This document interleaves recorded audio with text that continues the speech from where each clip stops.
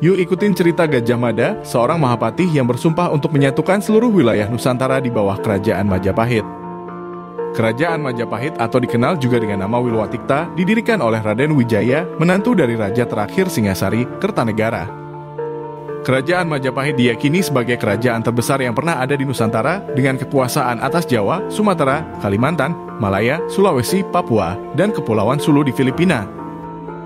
Kata Majapahit sendiri berasal dari buah dari pohon maja yang memiliki rasa pahit yang tumbuh di daerah Trowulan di mana kerajaan Majapahit didirikan. Pemerintahan Raden Wijaya tergolong stabil meskipun terjadi sebuah pemberontakan oleh Ranggalawe.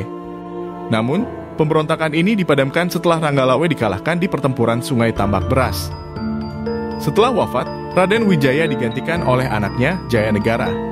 Pemerintahan Jayanegara ditandai dengan kesulitan dan kekacauan yang disebabkan oleh pemberontakan dari rekan seperjuangan ayahnya sendiri.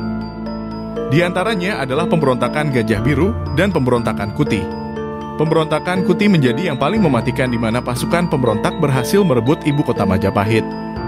Jayanegara nyaris saja mati di tangan pemberontak, seandainya tidak ada Gajah Mada dan pasukan elit Bayangkara yang mengawalnya. Jayanegara pun berhasil kabur dan bersembunyi di desa Badander. Sementara Jayanegara sembunyi, Gajah Mada menyelinap ke ibu kota. Setelah mempelajari bahwa rakyat dan bangsawan tidak mendukung pemberontakan, Gajah Mada membentuk pasukan perlawanan. Setelah berhasil mengalahkan pemberontak, Jayanegara kembali ke ibu kota dan mengangkat Gajah Mada sebagai patih Majapahit. Selama pemerintahannya, Raja Jayanegara dikenal sebagai raja yang tidak baik. Jayanegara dikatakan sering memaksa meniduri perempuan yang kerap kali sudah menjadi pasangan orang lain. Suatu hari, Jayanegara dibunuh oleh tabibnya sendiri, Tanca. Konon, Tanca melakukannya karena dendam istrinya pernah dicabuli. Sumber lain mengatakan Gajah Mada yang membunuh Jayanegara karena tak ingin Majapahit dipimpin orang jahat. Ibu tiri Jayanegara, Gayatri Rajapatni, seorang perempuan yang sangat dihormati di Majapahit, semestinya naik tahta menjadi ratu, namun beliau menolak dan memilih untuk menjadi bhiksuni. Oleh karena itu, Rajapatni menunjuk anak perempuannya, Dyah Gita Raja, menjadi Ratu Majapahit. Gita Raja sendiri adalah anak perempuan pertama dari Raden Wijaya, Raja pertama Majapahit. Ratu Gita Raja kemudian menunjuk Gajah Mada menjadi Mahapatih bagi kerajaan Majapahit. Pada upacara pelantikan inilah Gajah Mada mengucapkan sumpah palapanya. Apabila Nusantara belum dikalahkan, aku tidak akan makan palapa. Apabila Gurun, Seram, Tanjung Pura, Haru, Pahang, Dompo, Bali, Sunda, Palembang, Temasek telah dikalahkan, barulah aku akan makan palapa.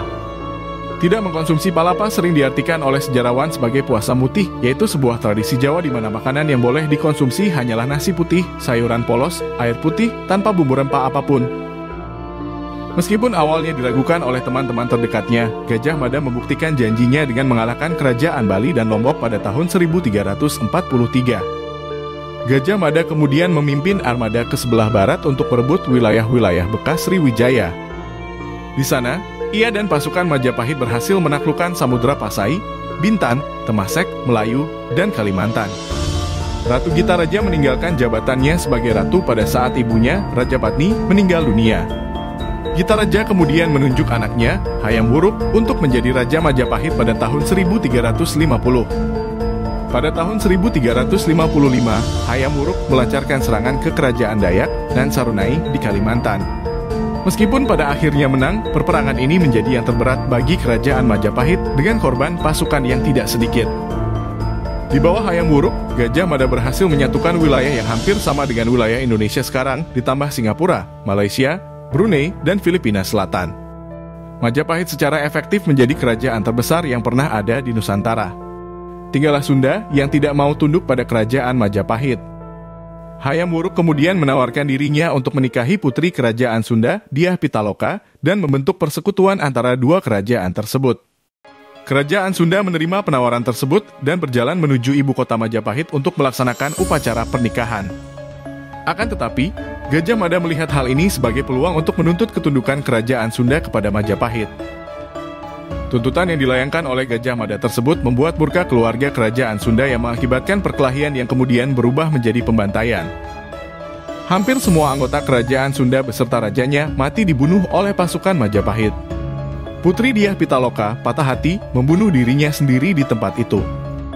Hayam Wuruk tergoncang oleh kejadian tersebut. Para petinggi dan pejabat Majapahit menyalahkan Gajah Mada atas tragedi tersebut dan memutuskan untuk mencabut jabatannya. Gajah Mada menghabisi sisa masa hidupnya di Madakaripura dan wafat pada tahun 1364. Pada tahun 1389, Hayam Wuruk wafat dan Majapahit dihadapi dengan konflik pewaris tahta. Konflik ini terjadi antara Kusumawardhani, anak perempuan Hayam Wuruk, dan Pangeran Wirabumi, anak Hayam Wuruk dari seorang selir. Konflik ini berujung menjadi perang saudara yang disebut Perang Regreg, di mana Wikaramawardhana, suami dari Kusumawardhani, berhasil memenangkannya. Pada tahun 1405 sampai dengan 1433, Nusantara dikunjungi oleh laksamana Muslim Cheng Ho dari dinasti Ming. Berbeda dengan dinasti pendahulunya yang fokus berdagang, dinasti Ming berambisi mengubah tatanan geopolitik di Asia Tenggara.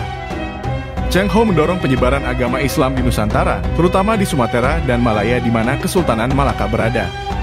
Hal ini menyebabkan munculnya kekuatan baru di perbatasan Majapahit. Pada 1468, kerajaan Majapahit terbelah dua antara Kertabumi dan Suraprabawa. Kekacauan ini menyebabkan lepasnya kekuasaan Majapahit atas Sumatera dan Malaya ke tangan Kesultanan Malaka. Raja Kertabumi membentuk persekutuan dengan Kesultanan Demak. Namun, pada tahun 1478, Raja Ranawijaya, penerus dari Suraprabawa, menyerbu Trowulan dan membunuh Raja Kertabumi. Hal ini menyebabkan pecahnya perperangan antara Majapahit dengan Demak. Pada tahun 1511, Kesultanan Malaka direbut oleh Portugis. Patih Udara dari Majapahit melihat peluang dan membentuk persekutuan dengan Portugis untuk menghancurkan Kesultanan Demak. Kesultanan Demak merespon dengan menyerang Majapahit di bawah pimpinan Adipati Yunus. Pada tahun 1527, kerajaan Majapahit berakhir dan untuk pertama kalinya, Kesultanan Islam menjadi kekuatan dominan di Pulau Jawa. Keruntuhan Majapahit menyebabkan terjadinya pelarian dari para abdi dalam, pengrajin, pendeta, dan anggota kerajaan Majapahit ke timur Nusantara, terutama ke Pulau Bali. Halo teman-teman, yuk ikuti akun Historia Mundi di YouTube untuk video sejarah yang lebih detail dan lengkap. Sampai bertemu di video selanjutnya.